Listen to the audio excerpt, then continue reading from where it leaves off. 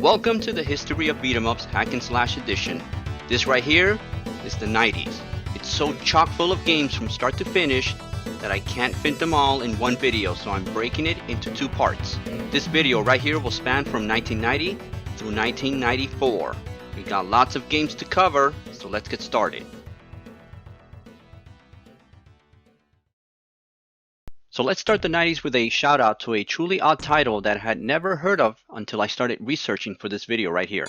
Trio the Punch is a title developed and published by Data East in early 1990. To call this game odd is a huge understatement. It's a beat 'em up with hack and slash elements.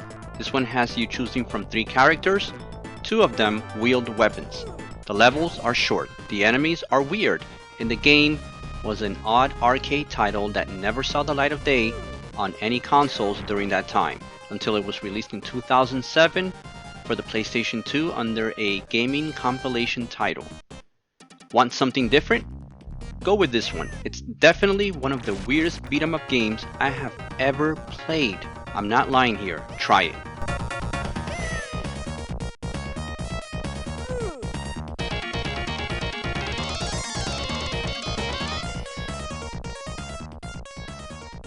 Capcom has started to rise to the top of their craft as the 80s came to a close. The golden era for beat 'em ups was largely made by the countless amazing Capcom arcade hits that they churned out during that time. Magic Sword was released in arcades in 1990. Now remember Black Tiger from the first video?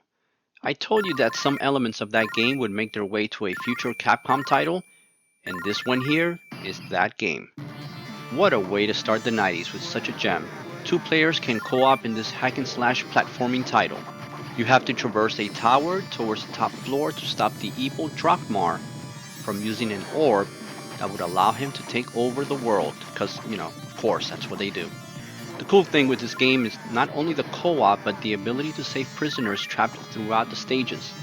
They can then join you as a computer-controlled ally. You do this by collecting keys that can open these locked doors. There are 51 levels in total, and end bosses as well.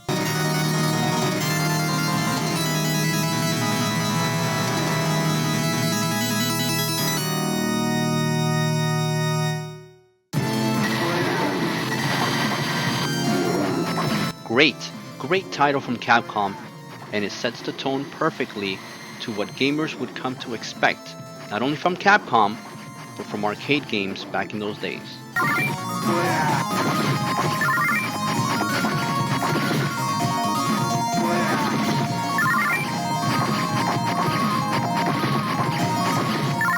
Data East came out with one of the most ambitious looking titles of that time on the arcades. The Cliffhanger, Edward Randy, is an over-the-top, insane action-packed hack and slash brawler. That's the best way I can put it. You get to play as, well, who else? Edward, as he fights through all sorts of action sequences that feel like Data East was just going apeshit crazy on what their arcade board was capable of. You got here, let me see, scrolling graphics, vertical and horizontal stages, enemies attacking from the front, the back, the top, the bottom, you name it. This game is just adrenaline pumping fun. It is non-stop action. I just sit back and enjoy what Data East was trying to accomplish here. You should too.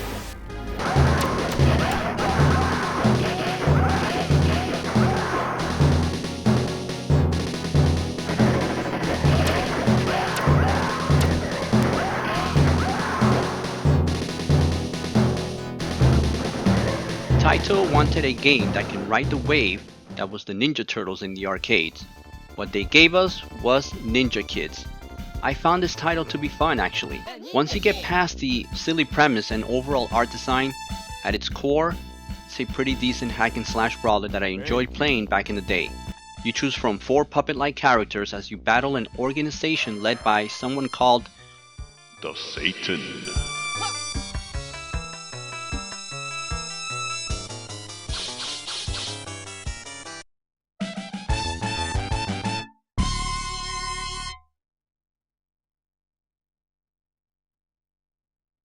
I don't think I have ever played a game where dismemberment looks funny. Seems all the enemies in this game are puppets as well.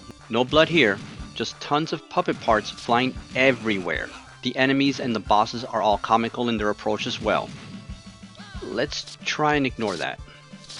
This is a game that I never took seriously after seeing it in action again and again in the arcades, but once you start to play it and you test out all the characters, you're gonna find that this is a book that you can't judge by its cover. In short, play this game if you can. It was part of the Taito Legends package that was released in 2005 on the PS2, Xbox, and PC.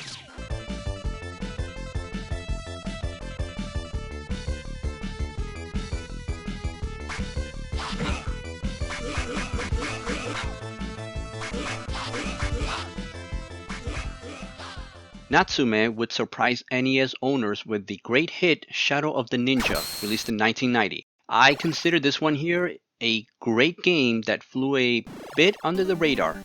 Now, one of the cool things about this game is that it can be played by 2 players simultaneously. The only difference is that one is a male ninja and the other player is a female kunoichi. You are sent on a mission to assassinate a dictator. That's it. It's pretty straightforward. Finally, ninjas that are worthy of this profession. You can grab onto ledges and climb them, giving you added mechanics to your set of moves that go beyond other regular action platformers.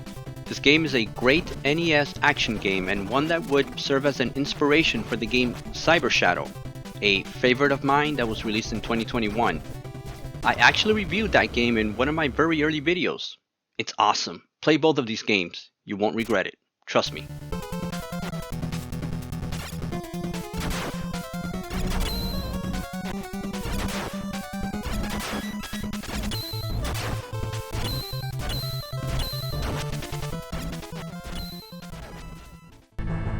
Dark Seal, right here is an arcade isometric view hack and slash from Data East. We didn't get lots of those. It was released in 1990. Some out there might remember this game by the name of Wizard Fire or Gate of Doom.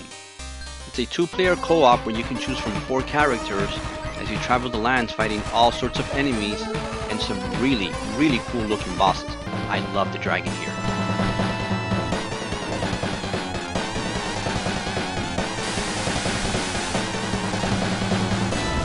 One of the many arcade gems that never got a console release on its original run. But you know what? It did pop up on the Zeebo in 2009.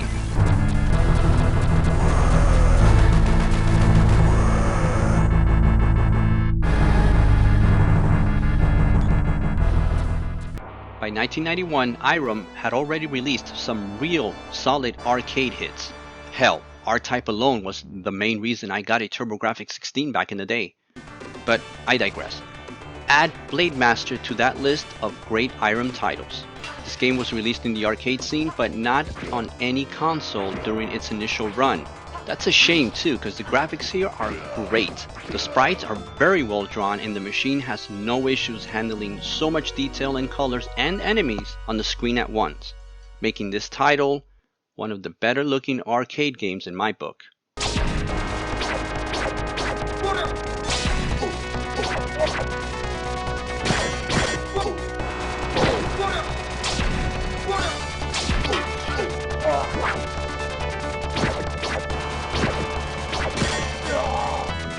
Now let's take a look on the PC side.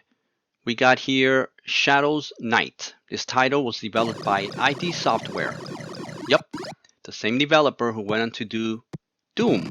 It was done mostly out of a contractual obligation, but if you like Ninja Gaiden, but maybe didn't have an NES and were stuck with a PC, this one here, it's a pretty nice alternative. The levels are nice looking, but nothing mind-blowing. And the gameplay has that arcade feel to it. It's very fast-paced.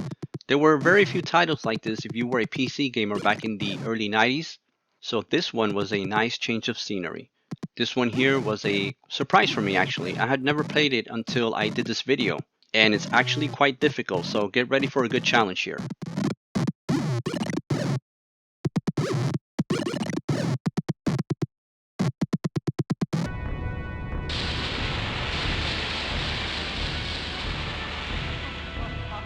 Now, I wasn't sure how to categorize the Neo Geo hit Sengoku. Is it a hack and slash or is it a brawler? You know, since it didn't make my original beat 'em up videos from last year, I thought I would add it to my hack and slash edition here. Released in 1991, it was one of the console's early titles. Yeah, so in short, just kill a lot of people and hack them away with a sword. I used to play this one a lot in the arcades, and I loved the ability to switch to different animals at different points in the game. The ability to switch from a brawler to a hack and slash was also a plus for me. I love that. The title would really take off on Sengoku 2, at least that's my opinion. But you know what? It all started right here with this one.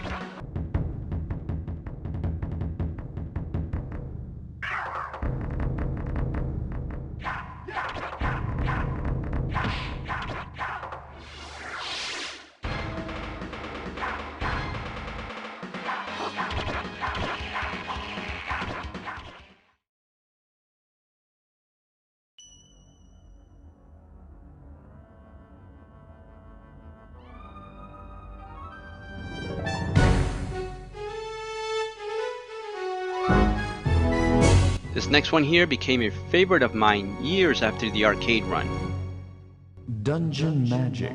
A game by Taito was released in 1991 in the arcades. Like Dark Seal, it is isometric, and also it never saw the light of day in any of the home consoles. There was a Dungeon Magic title released for the NES, but it was a totally different game from the arcade hit, even though Taito made it.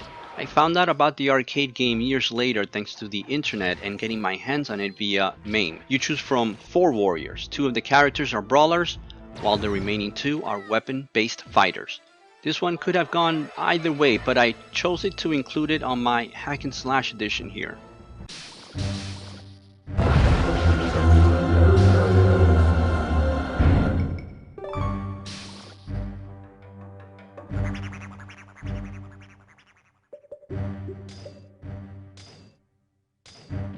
Warrior Blade Rastan Saga Episode 3 was an amazing entry to the Rastan name. The game changed to a belt-scrolling format and added additional characters to the mix. This game blew me away with its different styles of stages, crisp and colorful graphics. This is another title I got to play years later on MAME, since I never saw it in any of the arcade establishments that I frequented in my days. Had I seen it, I would have definitely plunked plenty of my parents' hard-earned cash into it. Another arcade title that never made it to any of the consoles. What a shame. If you can get your hands on it via a compilation collection or other means, play it. It is a great hack and slash action game from Taito.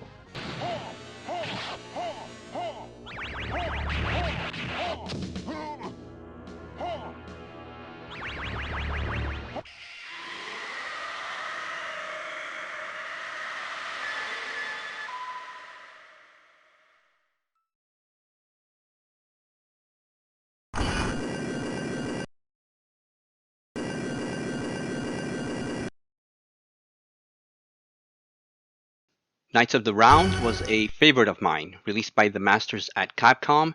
This hack and slash title was set in the universe of King Arthur and his knights. You can select from Arthur, Lancelot, and Percival.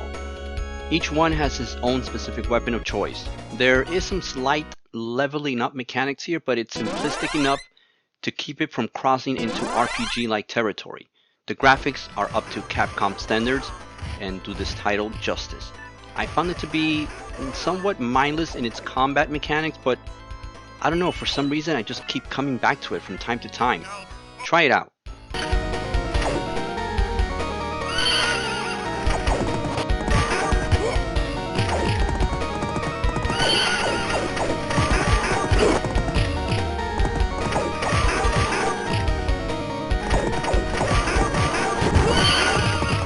In that same year, Capcom also released The King of Dragons.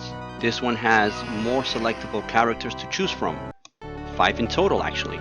Now, what I like about this one is that after every stage that you complete, you can select a new character from the lineup, or you can stay with the same one. That to me allowed more replayability. The same goes for the leveling mechanic. If you level up one of your characters and decide to switch to another character in between stages, your new character starts off at the same level from the previous character. The only time this does not apply is if you continue, of course.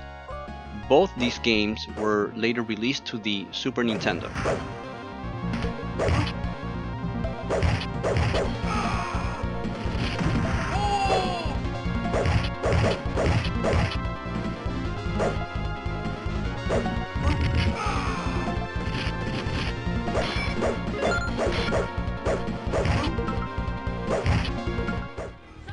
Teenage Mutant Ninja Turtles. In the arcade, it ranked among maybe my top arcade cabinets ever. So when Konami released Turtles in Time, I was stoked. I was excited. A Turtles game where you travel to different time periods? Oh yes, sign me up please. This cabinet came in 2 and 4 player options. The bad part of the 4-player cabinet was that your turtle character depended on what position in the cabinet you played in. I loved the levels on this one. The animation to me felt it was kicked up a notch from the first, and the combat mechanics felt a bit refined and a welcome addition to the title, of course. Overall, this one was a big deal when it was released. I owned this title for the Super NES and I loved it.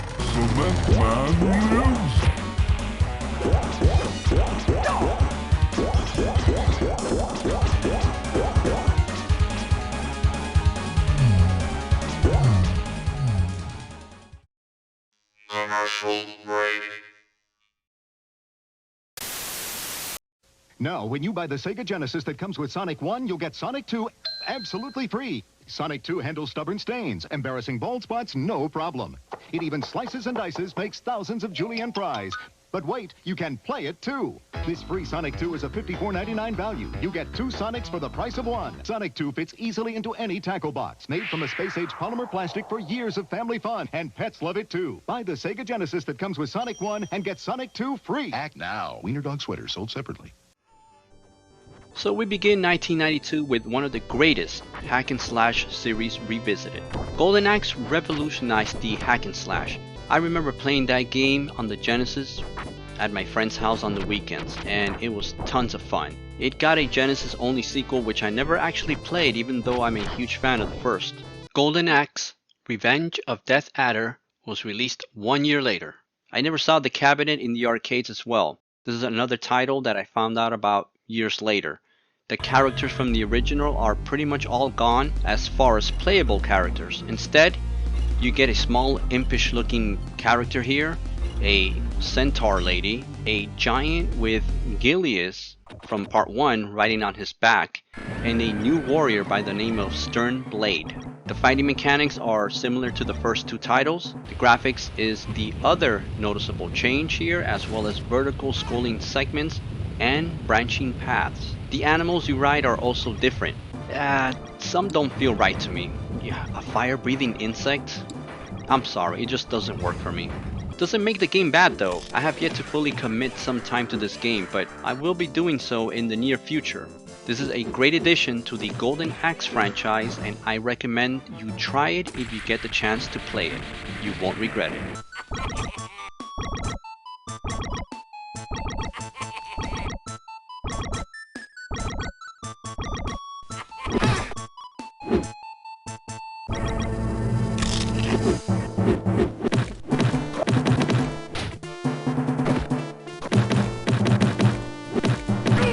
Another Capcom game? Wow, it's like they were being mass produced like chocolate bars. Warriors of Fate was a change of pace from the medieval fantasy scene to one that is set in feudal Japan. You get to select from 5 characters as you defend the kingdom from a possible invasion. What I like about this game is the cartoony approach to the art style on this one. You can fight on foot or from atop a horse to improve your attack range. This title was also released for the Saturn and the PlayStation in 1996, and in 2018 was part of the Capcom Beat 'em Up bundle. Another nice title under the Capcom belt.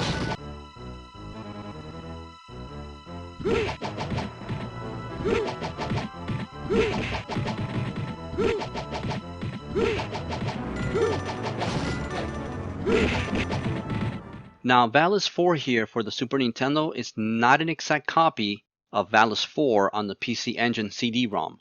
The Valis series was started all the way back in 1986 on the PC 8801. The reason I did not include it in my last video or my original beat 'em up series was that the original and the first few games were more of a run and gun style, since Valis could shoot projectiles. making it less of a hack and slash game. At least that's my opinion. But Valis 4 on the Super Nintendo does away with that combat mechanic and forces you to engage the enemy with your sword, and you can shoot projectiles as a secondary weapon. Eventually, you could pick up power-ups that would allow you to shoot more projectiles of different types. This title has the distinction of being the only Valis game to be on a Nintendo console at that time, until Valis Phantasm Soldier, a remake of the original game, was released on the Nintendo Switch in 2021. It's not a great game, I'm not gonna lie, but you know what, it's not terrible, and I wanted to include Valis here as part of my beat 'em up hack and slash videos.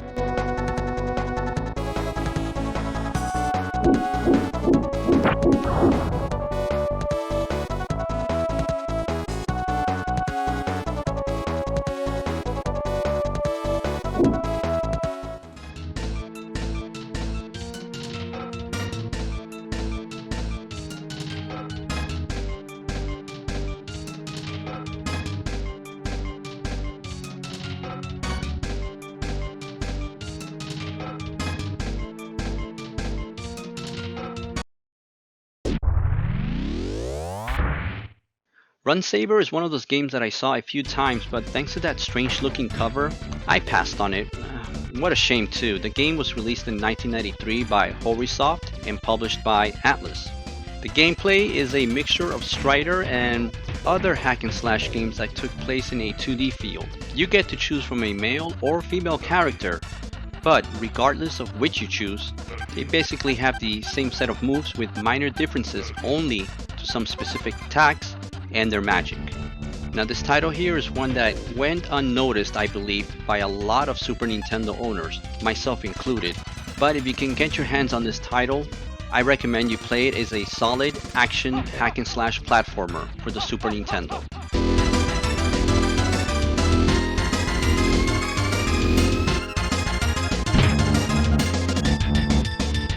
Mazin Saga on the Genesis was developed by Almanac Corporation.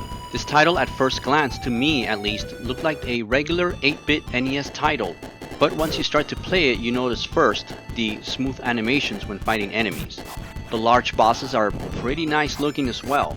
The controls are not bad here, but the overall pacing of the game, I found it to be a bit slow, and it gets repetitive after a bit since there isn't much change to the combat or overall gameplay. I do love the background here where the city is on fire and the animation on the fire. May seem like nothing when you think about it now, but animated backgrounds in games back then were not something regular. The game is based on the Mazin Saga mech anime. What is unique about this one is that once you get past the regular stages, you enter a one-on-one battle sequence where you fight the stage boss. I kind of like when games do things like this right here. It breaks the monotony.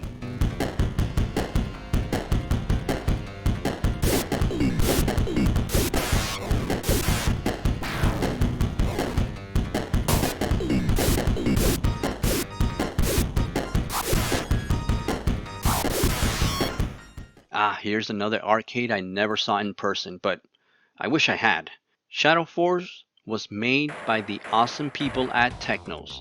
You get to control one of 4 ninja-type warriors, Kai, Tengu, Coyote, and Bluenet. Aside from the cool-looking characters, what really caught my attention with this one is that you get the ability to take over enemies. That's pretty freaking sweet. And on top of that, you got, great graphics, great controls, and plenty of characters to play as that keeps the replayability value on this gem very high. I highly recommend you play this arcade game if you get the chance. It is pure fun with a twist not seen in other games of this type.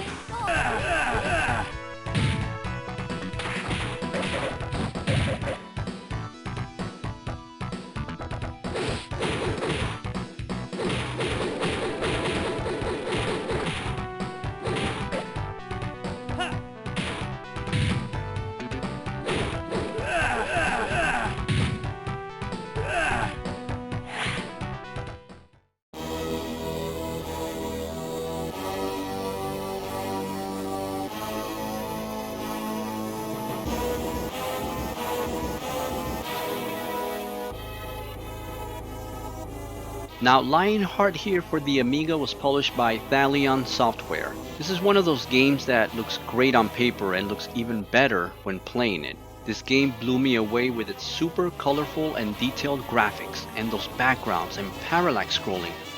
Just amazing what the right programmers could do with the Amiga. Now, even though the game is a hack and slash, you'll be mostly doing platforming with enemies scattered around the stages here and there. Don't expect to be bombarded by them or a high degree of action. The animation on the main character is very well done. He can not only jump, but he can grab onto ropes, rappel on them, and use steep hills as a means to gain speed and jump further. Now let's not forget the great soundtrack either.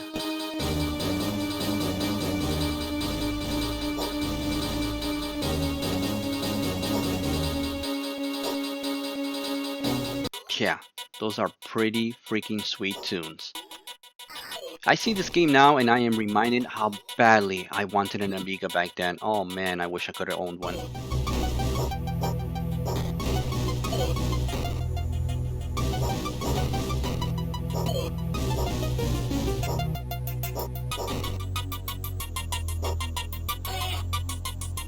Legend here for the Super Nintendo would be a great game if it wasn't for the very, very slow gameplay. The title was developed by Arcade Zone. Now, I love the graphics and the colors in this game. They're great, they look amazing. I remember reading a review on some gaming magazine and it said that this game would be nice to have as art. Not sure why that review stuck with me after all these years. Anyway, in terms of difficulty, this game is a solid 10. Aside from your character being slow, enemies are faster, bosses are way faster, and there is no password feature. And on top of that, limited continues. Yeah, good luck.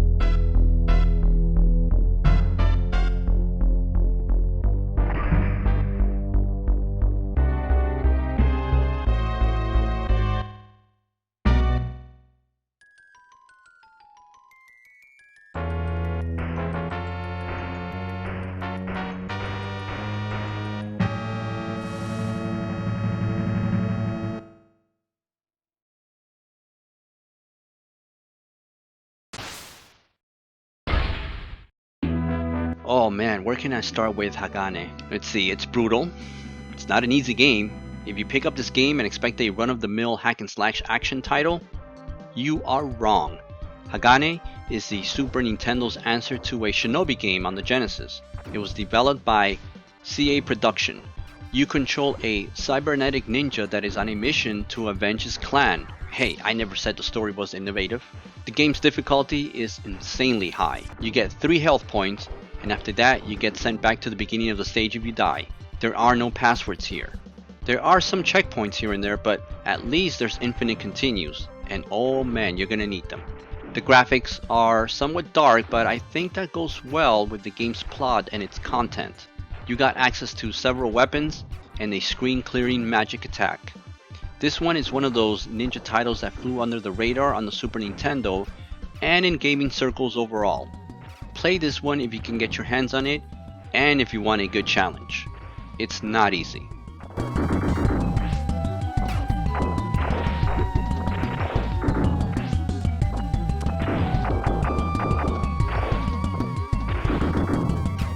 The next game on the Super Nintendo is a sequel to a popular arcade. Ninja Warriors by Taito was released in 1987 in the arcades.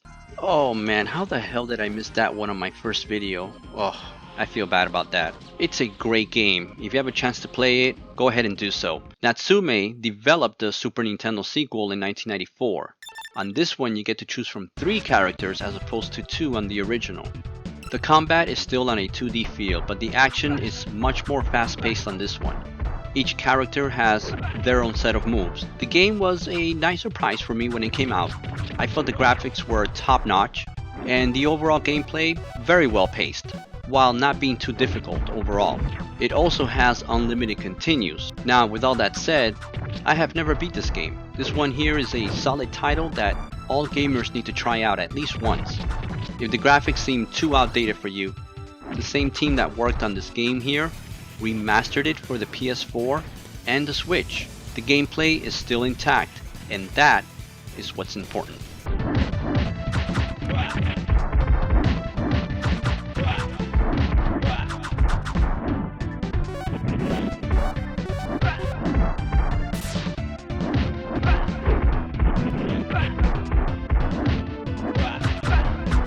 Now I can't close the first part of the 90s and not mention the amazing Dungeons & Dragons Tower of Doom by the masters at Capcom. They did for D&D role-playing game aficionados what Konami did for the Teenage Mutant Ninja Turtles franchise.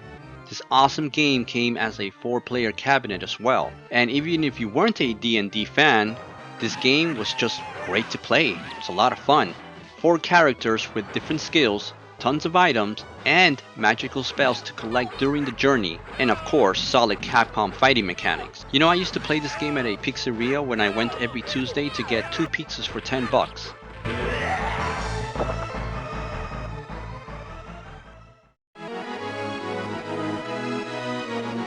I love this game, great memories here. The best part was that back then, I didn't even know that Capcom was working on a sequel. But more on that on my next video. Now, hope you all enjoyed part 1 of the 90s hack and slash games.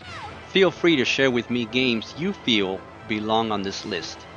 Here are a few games that I want to showcase as the video comes to a close. They are some interesting titles that don't belong on this list, but they're great nonetheless. In the meantime, keep watching, keep gaming, and as always, take care of yourselves.